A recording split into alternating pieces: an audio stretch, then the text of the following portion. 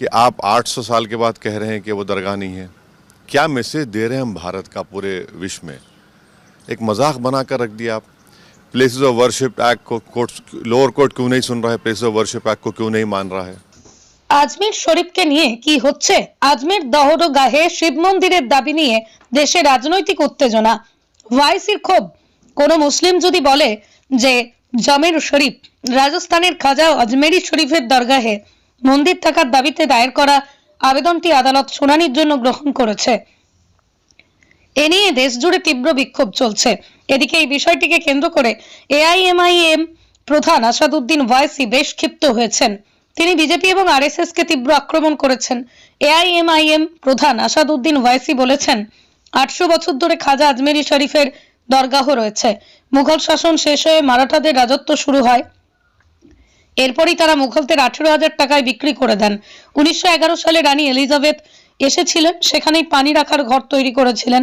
নেহেরু থেকে শুরু করে যত প্রধানমন্ত্রী হয়েছেন তারা সেখানে চাদর বিছিয়েছেন। এসব নিয়ে লোকেরা কি করতে চায়? শেষ পর্যন্ত কেন এত ঘৃণা তৈরি করা হচ্ছে মসজিদ ও দরগাহের বিষয়ে বিজেপি আরএসএস এর লোকদের দ্বারা? আপনি প্রতিটা জায়গায় গিয়ে বলবেন এখানে মসজিদ নয় মন্দির ছিল, তাহলে? তিনি আরো বলছেন, নরেন্দ্র মোদী সরকারের প্রতিবাদ করবে না? প্যালেস অফ ওয়ারশিপ অ্যাক্ট কার্যকর হচ্ছে না, আপনি প্রতিটা জায়গায় গিয়ে বলবেন মসজিদ ছিল না, দরগাহ ছিল না। মুসলিম যদি গিয়ে বলে যে এখানে এটা ছিল না, এখানে কি হবে? আইন শৃঙ্খলা, গণতন্ত্র, ল অ্যান্ড অর্ডারের কি হবে? দেশ ও ভ্রাতৃত্ববোধ দুর্বল হয়ে যাচ্ছে বললেন ওয়াইসি। মূলত 27 নভেম্বর আজমিরের খাজা মঈনুদ্দিন চিশতির দরগাহে সংকটমোচন মহাদেব মন্দির থাকার দাবিতে একটি আবেদন আজমের সিভিল কোর্ট গ্রহণ করেছে। এএসআই বিভাগে নোটিশ পাঠিয়ে তাদের বক্তব্য জানাতে বলেছে আদালত। 2022 সালে প্রাক্তন সিএম গেহলট কেন্দ্রকে চিঠি লিখেছিলেন। আদালত 5ই ডিসেম্বর এই মামলার পরবর্তী শুনানির তারিখ নির্ধারণ করেছে। মহারানা প্রতাপ সেনার সদস্যরা সেই চিঠির সঙ্গে একটি ছবি পাঠিয়েছিলেন, সেখানেই দরগাহ জানলায় শাস্তিক চিহ্ন থাকার দাবি করা হয়েছিল। बात बताइए, 800 साल से दरगाह है। जितने प्रधानमंत्री बने हैं देश में, नेहरू से लेकर नरेंद्र मोदी तक, सब चादर भिजाते हैं। साउथ एशिया में जितने हमारे नेबरिंग कंट्रीज़ है उनसे ऑफिशियल डेलीगेशन जाता है वहाँ पर।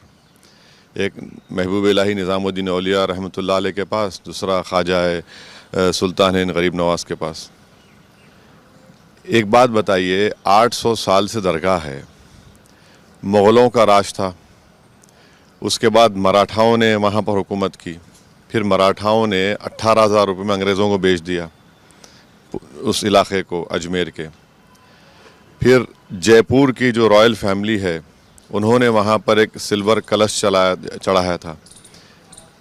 जितने मुग़लों के ख़त्म होने के बाद वहाँ की जितनी राजपूताना उन्होंने उसकी सरपरस्ती की। क्वीन एलिज़ाबेथ 1911 में तो हाउस बनाया। अकबर बादशाह था, उसने ख़िला बनाया, मस्जिद बनाई। ये हो क्या रहा है कि आप 800 साल के बाद कह रहे हैं कि वो दरगाह नहीं है?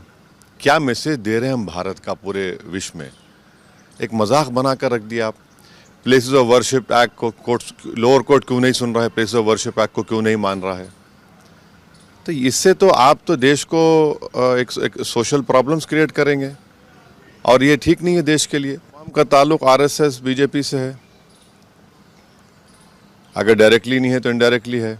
आप क्या मैसेज देना चाह रहे हैं? आपने देख लिया संभल में क्या हुआ, 5 लोगों की मौत हो गई। ये इतनी बड़ी पुरानी दरगाह है, पूरे वर्ल्ड रिनाउंड दरगाह है ये, जहाँ पर करोड़ों लोग बिला लिहाज मज़हब मिल्लत वहाँ पर जाते हैं। उनको एक मोहब्बत है, वहाँ पर जाते हैं, और वहाँ पर आप ये इस तरह के केस डाल रहे हैं। कोर्ट एक्सेप्ट क्यों कर रहा है इन चीज़ों को, समझ में नहीं आ रहा मुझे। दिल्ली से लॉयर्स लाकर डालते हैं, तो इस रुकेगा कहाँ फिर? ये जो राम मंदिर बाबरी का जजमेंट आया था, मैं उस वक्त से कह रहा हूँ कि सुप्रीम कोर्ट ने जो फैसला दिया आस्था की बुनियाद पर दिया, जो गलत है। और जब DYC चंद्रचूड़ CGI थे तो उन्होंने इसको रोक लगा सकते थे, रोक नहीं लगाई उन्होंने उसको। वो खुद जजमेंट लिखे राम मंदिर का, जिसमें कई जजेस भी थे, जिसमें उन्होंने प्लेसेस ऑफ वर्शिप एक्ट को कहा कि बेसिक स्ट्रक्चर का हिस्सा है। तो ये सब तमाशे हो रहे हैं, लोग मर रहे हैं, फायरिंग में मर रहे हैं, दंगे में मर रहे हैं, तो देश कहाँ जाएगा? वो जो शारदा साहब ने किताब लिखा कि ट्रेडिशन बोलता है, ट्रेडिशन को मानेंगे या फिर आप कानून को मानेंगे। मैं भी कोई किताब ला लूंगा तो कल जाकर मैं किसी के इबादत गाह बोल दूं कि वो मस्जिद थी, बोलूं मैं, कहाँ रुकेंगे फिर आप?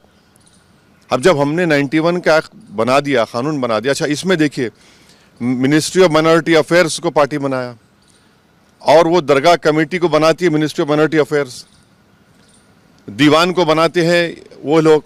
अब क्या जवाब देंगे नरेंद्र मोदी?